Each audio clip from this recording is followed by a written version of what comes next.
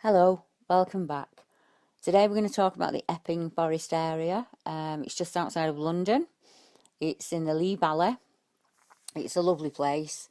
The River Lee runs through it, and there are many accounts here. And today I'm going to bring you two of them. And the first one is the Black Weir Pond in Epping Forest, 1970. The Lost Ponds is a strange place at the best of times, but this night it got weirder still. The Lost Pond is in the area of Launton Camp within Epping Forest.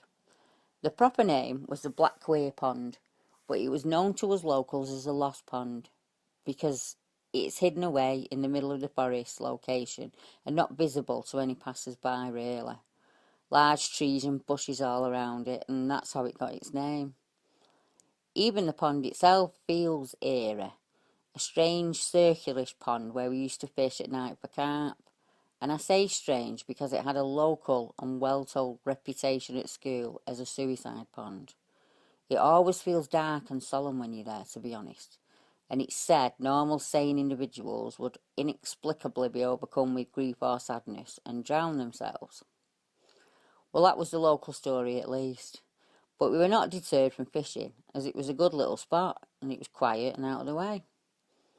On one of these fishing trips, late in the evening, it would have been in the mid-1970s, we had encamped on the bank of the pond in an area of clear gravel and a little bit away from the forest, as it's much easier to cast off. We placed the fishing umbrellas behind us to form a windbreak and preserve some warmth as it was getting cold. So we bait up and cast off, and the floats are in the water, and we sat with our torches on them in the hopes it's going to bob. And we fished for a couple of hours, We fished for a couple of hours, chatting away about this and that, feeling fine and enjoying ourselves, and not much was happening, except for the odd small nibble from a crucian carp that the pond held. Then from behind us, out of the forest, there came a loud shuffle in the trees, like a thump or a thud, and then thump again, really loudly, an extremely heavy thud. Then after a second there was another thud, and then another, and this seems to be getting closer. The next thud was the scariest, as this time you could hear the sound of the gravel being crunched. So whatever it was had come out of the forest and was heading to us and getting closer all the time. The steps were about a second and a half apart. Thud, thud, thud. As strange as this may sound, it sounded to me at the time as though a very heavy man had hopped out of the forest and was hopping towards us on one leg, or something very heavy on two legs. We were looking at each other dumbfounded with a mix of fear and annoyance. This might be one of the Epping Forest strange men that we'd heard about as so many tales circulated. We grabbed the torches and rod rests, as that's all we had really to defend ourselves, except for some tiny sheath knives for cutting the line, and we stepped out from the umbrellas to do battle in our best schoolboy tradition. After the count of three, we both jumped from behind the umbrellas, ready to attack, and there's nobody there. Empty space, wherever we looked. There's no sound, nothing. There was no sign that anybody had been there. No sound from the surrounding forest to indicate that someone was running back that way, escaping for us. What could it be? That heavy, and yet vanished that quickly and silently. We'd had enough at this point, and in absolute terror we packed up quickly, faster than I've ever done so before, or since, and we ran for it. Well, fast walk through the forest carrying all our gear. Our torches pointing everywhere, just in case, bank sticks and sheave knives at the ready. I still have no idea what could have made the noise we heard. Suffice to say that although this occurred some 30 years ago, it remains very vivid in my memory because of the complete terror that I felt at the time. I will never get over that night, and I no doubt will always remember it. And even to this day, I can't work out what could have been that heavy to make that much noise. You could feel those thumps on the ground. Well, that was a wonderful account, wasn't it? And just right on the same pond, we have an account of animal attacks where horses have been marked as if attacks from behind, and growls and howls and all kinds of strange stuff.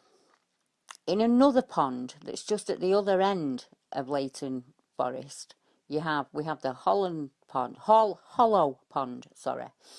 And this is an account from 2008 where the witness saw a man monkey. And it says Hollow Ponds, known as Leighton Flats, and that's also in the Lee Valley. And this area has become well known for an even weirder reason. But it was here that in November 2008, an 18-year-old trainee fitness instructor may have encountered a juvenile British Bigfoot.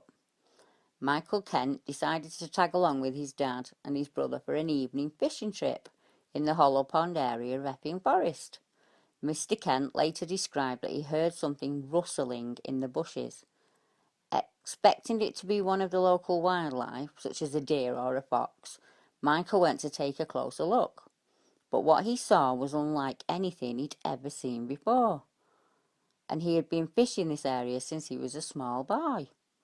What Michael saw was a 4-foot-tall, hairy creature stood on 2 legs. He saw it from the back and says it was hunched over. The creature assumingly heard his approach and walked away, disappearing into the foliage, never to be seen again. Despite it being dark, only seeing it from behind, and it was definitely standing on 2 legs. Michael, for some reason, described the beast as looking bear-like. Maybe this was the only logical likeness he could think of when describing the hairy figure. So is this yet another British Bigfoot?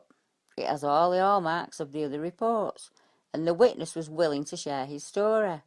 This makes for a compelling evidence of a juvenile British Bigfoot in Epping Forest.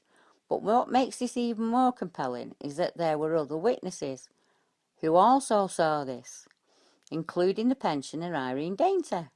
She was in her garden outside her flat when she saw a 4-foot, hairy creature with an animalish eyes and big feet, and she said the creature jumped over the wall into the grounds of the 3-wheeler Jolly pub and disappeared from view.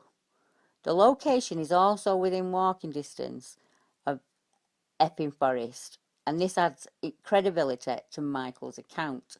Well, since then I've had a look, and we've also got the Woodford Bridge Wild Thing, and that was an account from 2008 of a 7-foot hairy creature with 2 feet. And then we've got the Hackney Marsh Bear, also another creature stood on 2 legs that walked away. There's very, very many in Epping Forest, and I think that maybe that's probably because it's one of the only green areas, really. Once you come out of London, though, there are a lot of green spaces, a lot more green spaces than people actually realise. And there are a lot of accounts around the London area. There's lots on the Medway, and heading south from London, there's a lot there. And there seems to be a lot going on, and they seem to be following the Thames River. And we spoke about this before, haven't we?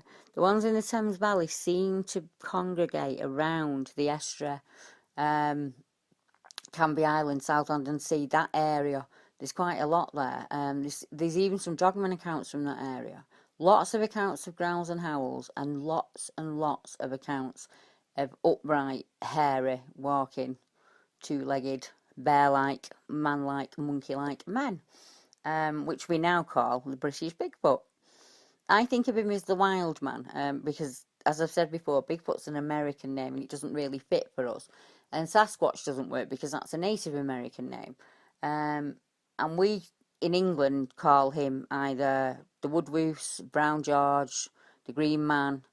But the wild man, I think that kind of subs it up, because he is wild, and he lives human. I think Warren Port once told me, Homo ferus, and that's always stuck with me. It means wild man, and that's kind of how I think of him. And it's wonderful to think, isn't it, that even so close to a major city like London, that, you can travel for half an hour and be in a wonderful place that's pond, forested, woodland, lots of animals, lots of deer.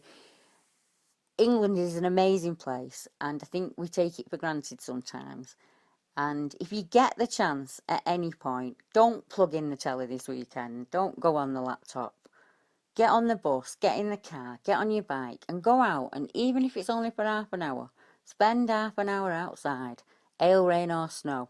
You won't regret it, yeah? And you'll probably find that you feel like going back again. And if you do, let me know how you get on. Until next time.